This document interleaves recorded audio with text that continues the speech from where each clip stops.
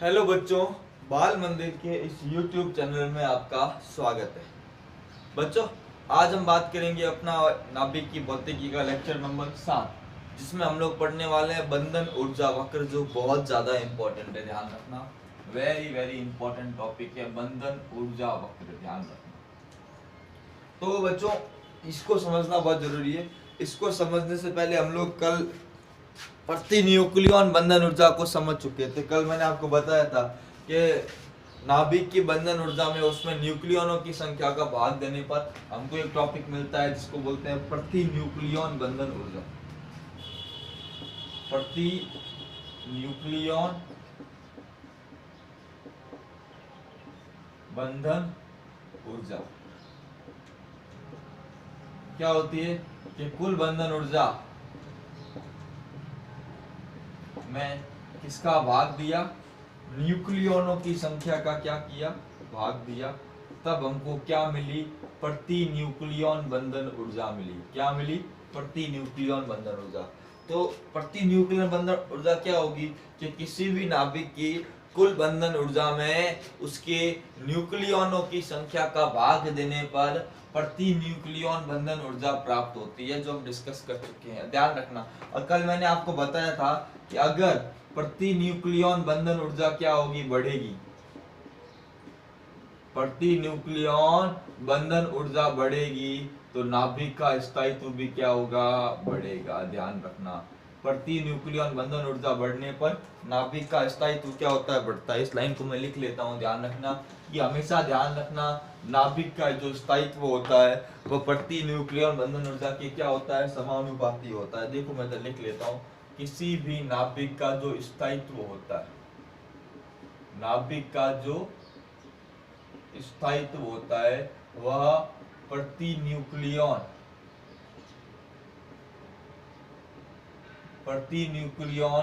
बंधन ऊर्जा के क्या होता है, समानुपाती होता है। अगर प्रति न्यूक्लियन बंधन ऊर्जा बढ़ेगी तो उस नाभिक का स्थायित्व भी क्या होगा प्यारे बच्चों, बढ़ेगा। ध्यान रखना, हमेशा किसी भी नाभिक का स्थायित्व, थोड़ा सा मैं इसको इधर लिख लेता हूँ, इस जगह कम है, मैं इधर लिख लेता हूँ। नाभिक का स्थायित्व समानुपाती प्रति न्यूक्लियन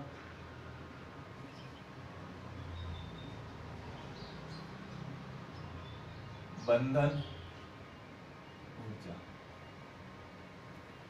नाभिक का स्थायित्व समानुपाती प्रति न्यूक्लियन बंधन ऊर्जा। ये बड़ा आसान सी बात है, ध्यान रखना। अब हम ध्यान रखना, हम बात कर रहे हैं बंधन ऊर्जा वक्र के बारे में। किसके बारे में? बंधन ऊर्जा वक्र। तो ध्यान रखना, प्रति न्यूक्लियन बंधन ऊर्जा और द्रव्यमान संख्या के मध्य खींचा गया वक्र। ध्यान रखना, परिभाषा पे आते हैं। प्रति न्यूक्लियन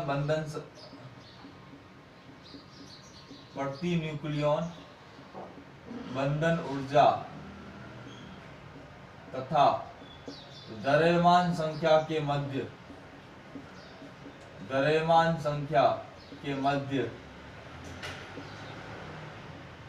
खींचा गया वक्र क्या कहलाता है? बंधन ऊर्जा वक्र कहलाता है। क्या कहलाता है?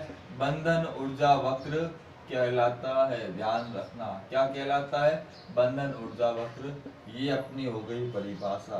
तो बंधन ऊर्जा वक्र क्या है कि हम लोगों ने क्या किया, नाभिक की एक साइड ले ली द्रव्यमान संख्या, एक साइड ले ली प्रति न्यूक्लियन बंधन ऊर्जा, और दोनों के मध्य हमने क्या खींचा, ग्राफ खींचा। ध्यान रखना। तो ये अब क्या आ गई, बंधन ऊर्जा प्रति न्यूक्लियन और ये द्रव्यमान संख्या के मध्य खींचा गया ग्राफ है। ध्यान रखना, 1H2 यहाँ पे हमारा मेन फोकस, भले इसको 1 को हटा दो, मेन फोकस हमारा द्रव्यमान संख्या के ऊपर है। हम इसकी 1 की हमको जरूरत पड़ती नहीं है। ध्यान रखना, यहाँ है H2, H3, Li7, He4, N14, C12, O16, O18, S32, Fe56, molybdenum 100, iodine 27, Aurum 197, uranium 238। तो ये कुछ मैंने अलग अलग नाभिक लिए। ग्राफ इस तरह का प्राप्त होता है। इस ग्राफ के क्या निष्कर्ष प्राप्त होते हैं जिसको हमें समझना बहुत जरूरी है, जो अपने बहुत ज्यादा इंपॉर्टेंट है। एग्जाम में सवाल आता है बंधन ऊर्जा वक्र बनाओ तथा उसके निष्कर्ष निकालो। बुक में थोड़ा वक्र डिफिकल्ट है, मैंने उसको बहुत इजी बनाया है। तो अभी हम इस ग्राफ के निष्कर्ष की बात करेंगे। किसकी बात करेंगे? कि बंधन ऊर्जा वक्र के निष्कर्ष। ध्यान रखना, बंधन ऊर्जा वक्र के निष्कर्ष, क्या क्या निष्कर्ष हमको मिले उसकी हम बात करेंगे। पहला निष्कर्ष, हमेशा ध्यान रखना कि बंधन ऊर्जा हमेशा कैसी प्राप्त होती है? धनात्मक होती है। कैसी होती है? धनात्मक होती है। ध्यान रखना, प्रत्येक नाभिक की बंधन ऊर्जा या बंधन ऊर्जा प्रति न्यूक्लियॉन क्या होती है? धनात्मक होती है। अर्थात नाभिक को विखंडित करने के लिए ऊर्जा क्या होती है? देनी पड़ती है। ध्यान रखना, पहला पॉइंट क्या है कि प्रत्येक नाभिक की बंधन ऊर्जा प्रति न्यूक्लियॉन, बंधन ऊर्जा दिख रहा है, एक मिनट, बंधन ऊर्जा प्रति न्यूक्लियॉन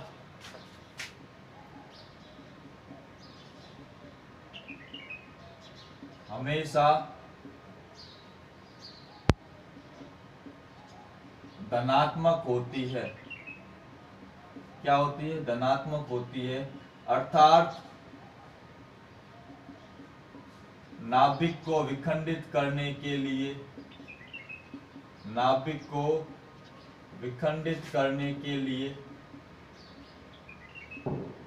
नाभिक को विखंडित करने के लिए ऊर्जा देनी पड़ती है। नाभिक को विखंडित करने के लिए ऊर्जा देनी पड़ती है। तोड़ने के लिए हमेशा ऊर्जा क्या होनी? देनी पड़ती है। और ध्यान रखना इसी पॉइंट में, बंधन ऊर्जा प्रति न्यूक्लियॉन, बंधन ऊर्जा प्रति न्यूक्लियॉन मेगा इलेक्ट्रॉन वोल्ट, बच्चों किसमें होती है? लगभग मेगा इलेक्ट्रॉन वोल्ट के तुल्य होती है। ध्यान रखना, कुछ मेगा इलेक्ट्रॉन वोल्ट के क्या होती है? तुल्य होती है। कुछ मेगा इलेक्ट्रॉन वोल्ट के तुल्य होती है। आपको बता चुका हूं, MeV, mega electron volt. Electron की जब भी ऊर्जा की बात करेंगे इलेक्ट्रॉन वोल्ट में लेंगे, या हम लोग लेते हैं कुछ मेगा इलेक्ट्रॉन वोल्ट। क्या लेते हैं? समथिंग कुछ मेगा इलेक्ट्रॉन वोल्ट लेते हैं, लाइक 2, 3, 4, 5। ध्यान रखना,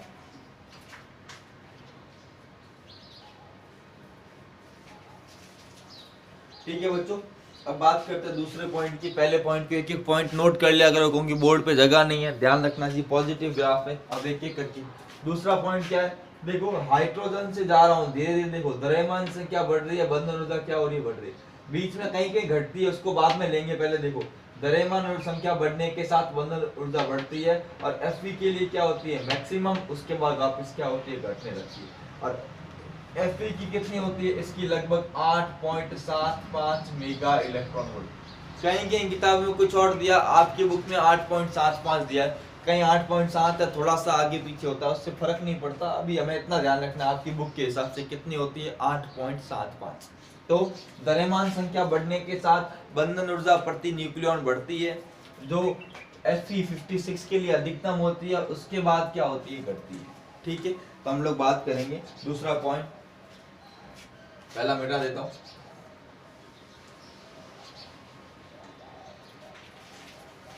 दूसरा पॉइंट क्या है? द्रव्यमान संख्या बढ़ने के साथ, द्रव्यमान संख्या बढ़ने के साथ प्रति न्यूक्लियॉन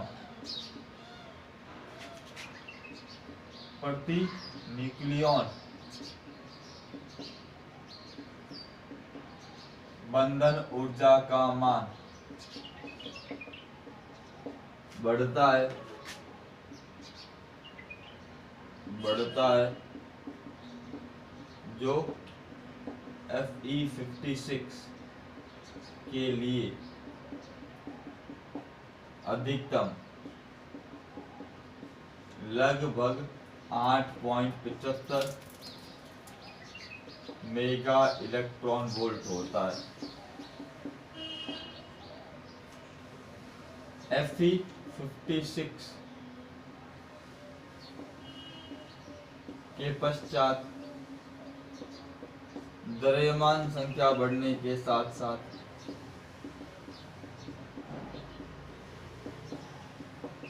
साथ साथ प्रति न्यूक्लियन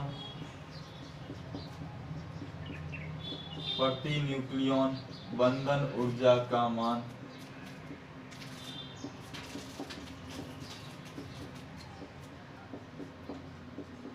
घटता। तो ध्यान रखना, फेरस के अधिकतम होता है, उसके बाद क्या होता है, घटता है, ध्यान रखना।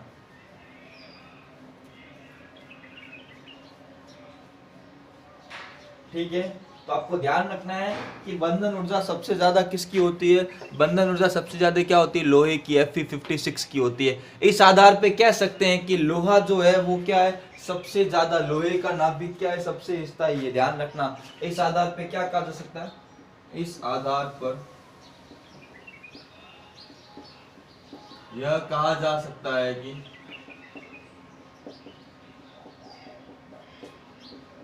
Fe56 सबसे अधिक स्थायी है।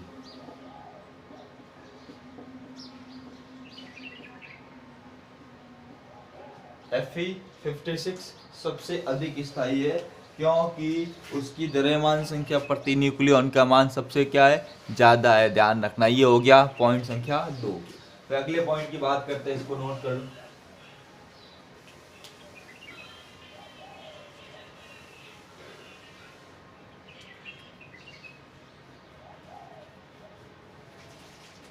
ठीक है, अब देखो 56 से आगे जाने पर प्रति न्यूक्लियन बंधन ऊर्जा का मान क्या हो रहा है, घट रहा है। इसका मतलब क्या है, नाभिक जितना भारी होगा, नाभिक जितना भारी, देखो 56 से आगे जाने पे देखो कम हो रहा है। अब देखो ये ज्यादा कम नहीं है, फिर भी ये कम है, क्योंकि इसमें प्रॉब्लम क्या है कि इसमें बहुत सारे न्यूक्लियन है, तो हमें उतनी ही ज्यादा ऊर्जा चाहिएगी, पर उतनी ऊर्जा होती नहीं, ऊर्जा क्या होती है, कम होती है। इसका मतलब ये नाभिक क्या होते हैं, अस्थायी होते हैं। और यूरेनियम के बाद के नाभिक तो रेडियो एक्टिव होते हैं, क्योंकि वो बहुत ज्यादा अस्थायी होते हैं, क्योंकि उनकी बंधन ऊर्जा का मान उनके द्रव्यमान संख्या की तुलना में बहुत ज्यादा कम होता है। तो ध्यान रखना, अगला पॉइंट क्या है कि द्रव्यमान संख्या 56 के बाद के नाभिकों के लिए,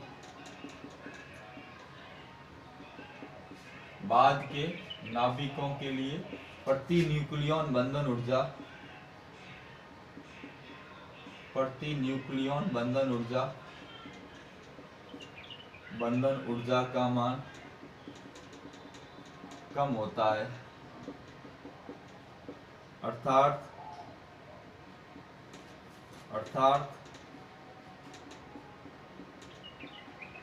स्थायित्व कम हो जाता है,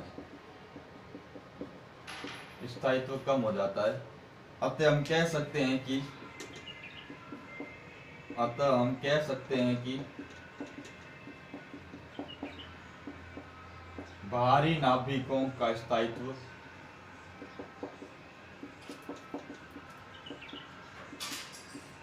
कम होता जाता है। नाभिक जितना भारी होगा, स्थायित्व उतना ही क्या होगा, कम होगा। क्या होगा, कम होगा, ध्यान रखना।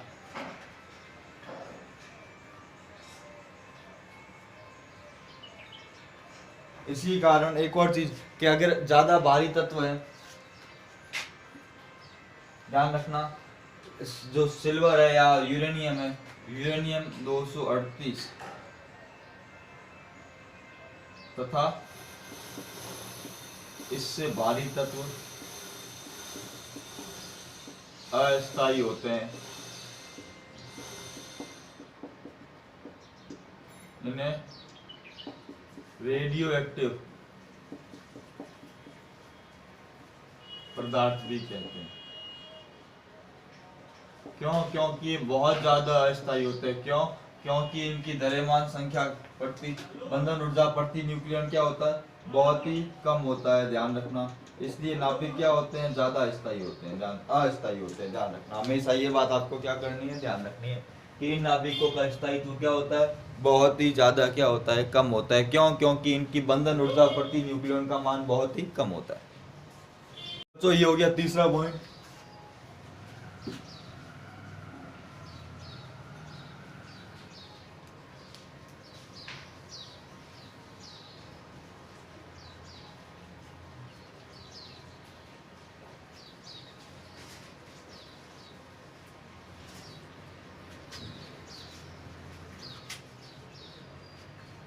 अगला पॉइंट देखो,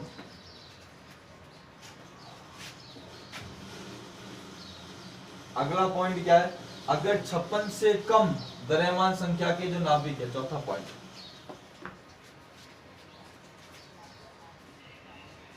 56 से कम द्रव्यमान संख्या वाले नाभिकों, द्रव्यमान संख्या वाले नाभिकों की प्रति न्यूक्लियन बंधन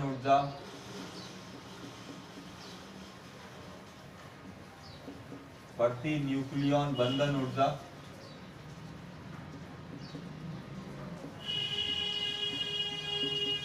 धीरे धीरे घटती है, लेकिन 20 द्रव्यमान संख्या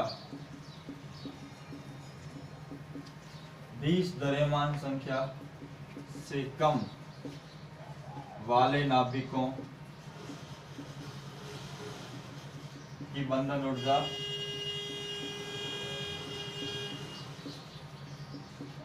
तेजी से घटती है, अर्थात यह नाभिक बहुत कम स्थायी होते हैं, यह नाभिक कम स्थायी होते हैं। बहुत कम तो नहीं बोलेंगे, क्यों? क्योंकि इनमें न्यूक्लियनों की संख्या भी क्या है, कम है। ध्यान रखना। आपको लगता होगा कि सर यूरेनियम से ज्यादा वाले नाभिक तो ये वाले अस्थायी लग रहे हैं, सबके मन में सवाल होगा कि सर इसकी तो काफी ज्यादा है, इसकी तो बहुत कम है। ऐसा नहीं होता, इसमें न्यूक्लियन खुद भी तो कम है ना। न्यूक्लियन कम होंगे तो उनके लिए बंधन ऊर्जा का मान कम होगा तो भी चलेगा, पर यूरेनियम में क्या है, न्यूक्लियनों की संख्या ही बहुत ज्यादा है, इसलिए वहां पर बंधन ऊर्जा का मान अधिक होना चाहिए। ध्यान रखना। तो इसलिए यूरेनियम में क्या होता है, बंधन ऊर्जा प्रति न्यूक्लियन का मान थोड़ा ज्यादा होता है कंपेयर टू हाइड्रोजन और लिथियम। फिर भी वो अस्थायी होते हैं, क्यों? क्योंकि उनमें न्यूक्लियनों की संख्या बहुत ज्यादा होती है। ध्यान रखना। अब अगला पॉइंट बात करते हैं। देखो, अब जो बोल रहे हैं द्रव्यमान संख्या 4, 12 और 16, इसकी हम बात करते हैं। द्रव्यमान संख्या 4, 12 और 16, द्रव्यमान संख्या 4, 12 व 16, हम तीनों की बात करते हैं। द्रव्यमान संख्या 4, द्रव्यमान संख्या 12, द्रव्यमान संख्या 16 के संगत ग्राफ में शिखर बिंदु प्राप्त होते हैं, के संगत ग्राफ में शिखर बिंदु प्राप्त होते हैं। क्या होते हैं?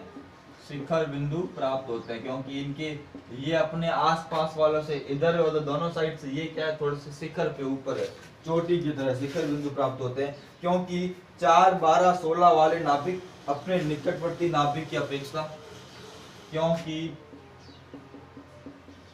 4, 12 व 16 के संगत नाभिक, 4 की जगह क्या लेंगे, He4, C12 व O16 अपने निकटवर्ती नाभिकों से अधिक स्थायी होते हैं, अपने निकटवर्ती नाभिकों से अधिक स्थायी होते हैं। ध्यान रखना, हमेशा अपने निकटवर्ती नाभिकों से क्या होते हैं, अधिक स्थायी होते हैं। ध्यान रखना। हीलियम की हम बात करेंगे तो वो लिथियम पीछे वाले से तो स्थायी है, आगे वाले से भी ज्यादा स्थायी है। कार्बन अपने आजू बाजू वाले से ज्यादा स्थायी है, ऑक्सीजन अपने आजू बाजू वालों से ज्यादा स्थायी है। इन्हीं को बोलते हैं ग्राफ में शिखर बिंदु बोलते हैं। क्या बोलते हैं? शिखर बिंदु बोलते हैं। ध्यान रखना।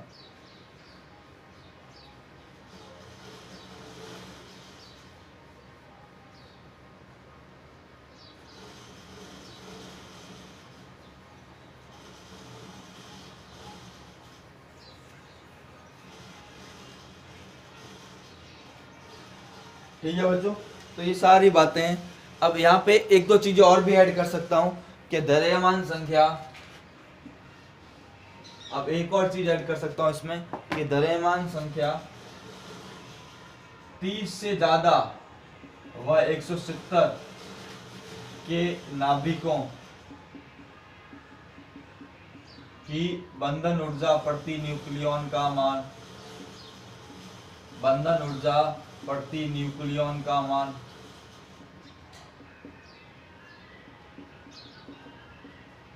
लगभग 8 मेगा इलेक्ट्रॉन वोल्ट के तुल्य होता है। अर्थात यह नाभिक अधिक स्थायी होते हैं। ये तो समझ में आ गया होगा, तो ध्यान रखना। और इसमें एक और पॉइंट ऐड कर सकता हूं, मैं यहां से लिखना स्टार्ट करता हूं कि अगर बंधन ऊर्जा क्या हो 30 से कम तथा 170 से क्या हो ज्यादा के नाभिकों की बंधन ऊर्जा प्रति न्यूक्लियन, बंधन ऊर्जा प्रति न्यूक्लियन कम होने के कारण अस्थायी होते हैं। कम होने के कारण स्थायित्व कम होता है। अब स्थायित्व कम होता है तो क्या होता है, हल्के नाभिक है ना वो जुड़ के क्या करते हैं, भारी नाभिक बनाते हैं। आपने देखा होगा हाइड्रोजन हीलियम, हाइड्रोजन आपस में संलयन करके क्या बनाते हैं, हीलियम बनाते हैं। क्या बनाते हैं, हीलियम। क्यों, क्योंकि हल्के नाभिकों में क्या होती है, बंधन ऊर्जा का मान कम होता है, तो ये नाभिक आपस में क्या करते हैं, संलयन का करके क्या करते हैं, हल्के नाभिक क्या करते हैं, संलयन करते हैं और भारी नाभिक बनाते हैं। और भारी नाभिक क्या करते हैं, विखंडन करते हैं और क्या करते हैं, हल्के नाभिक बनाते हैं। तो ध्यान रखना ऐसा क्यों होता है, क्योंकि इनकी बंधन ऊर्जा प्रति न्यूक्लियन का मान बहुत कम होता है, इसीलिए यह क्या करते हैं, नाभिक के विखंडन और संलयन की क्रिया करते हैं। ध्यान रखना। तो ये भी सारी बातें आप लोगों को क्या करनी है, ध्यान रखनी है, जो मैंने आप लोगों को करके सारी बातें डिस्कस करवा दी। तो बच्चों ये बंधन ऊर्जा प्रति न्यूक्लियन की सारी बातें मैंने एक एक पॉइंट आपको अच्छे से बताया। ये ग्राफ बहुत इंपॉर्टेंट है, ध्यान रखना। अब इस चैप्टर में बहुत सारी बातें हटा दी, जो मैं आपको यहाँ तक कुछ हटाया नहीं, वो मैं आगे आपको अगले लेक्चर में डिस्कस कराऊंगा कि कौन कौन से टॉपिक हटा दिए और अभी हमें कौन कौन से टॉपिक पढ़ने। ध्यान रखना, वो मैं सब आपको एक एक करके सारी चर्चा करवाऊंगा। ध्यान रखना, आज मंगलवार है, कल ये लेक्चर आएगा, उसके बाद सोमवार को आएगा। सोमवार को आपका नया लेक्चर मिलेगा आप लोगों को। सोमवार को आपको मैं नया लेक्चर आप लोगों के लिए मतलब अवेलेबल करवा दूंगा। मतलब वहाँ पे आपको ये 3 दिन या 4 दिन और टॉपिक चला के टॉपिक को, इस चैप्टर को एक बार फिनिश कर देंगे। फिर हम आ जाएंगे चैप्टर तीसरे पे।